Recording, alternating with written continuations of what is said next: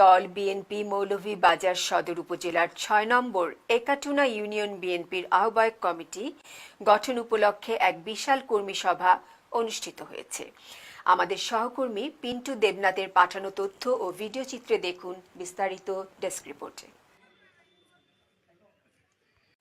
সোমবার সন্ধ্যায় বাংলাদেশ জাতীয়তাবাদী দল বিএনপি একাটুনা ইউনিয়ন শাখার আয়োজনে একাটুনা ইউনিয়ন পরিষদ প্রাঙ্গণে বিএনপির কর্মী সভায় প্রধান অতিথি হিসেবে উপস্থিত ছিলেন জেলা বিএনপির আহ্বায়ক কমিটির সদস্য মতিন বক্স।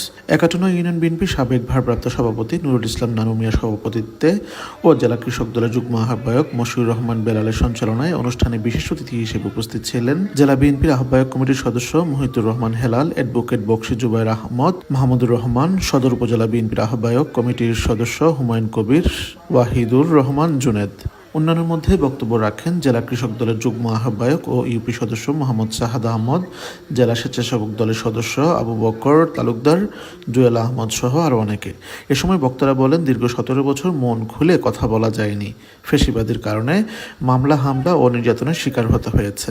দেশনায়ক তারেক রহমানের নেতৃত্বে বিএনপিকে সুসংগঠিত করে আগামীতে রাষ্ট্র পরিচালনায় সকলকে ঐক্যবদ্ধ হয়ে কাজ করার আহ্বান জানান বক্তারা।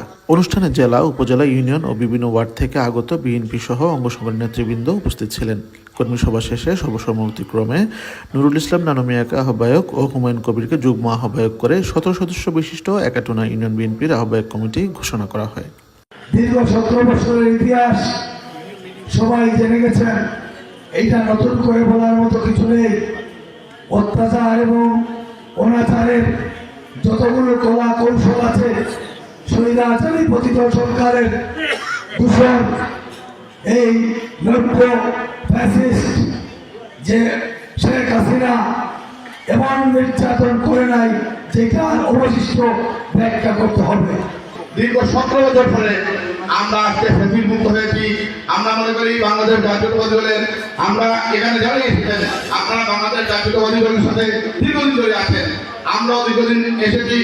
আমরা আন্দোলন সময় মৌলভীবাজার ছিলাম, মৌলভীবাজার জেলায় আপনারা দেখেছেন শুধু আন্দোলন সংগ্রাম আমরা জেল জুলুম নির্যাতন থেকে শুরু করে। Desk report, NTV Europe.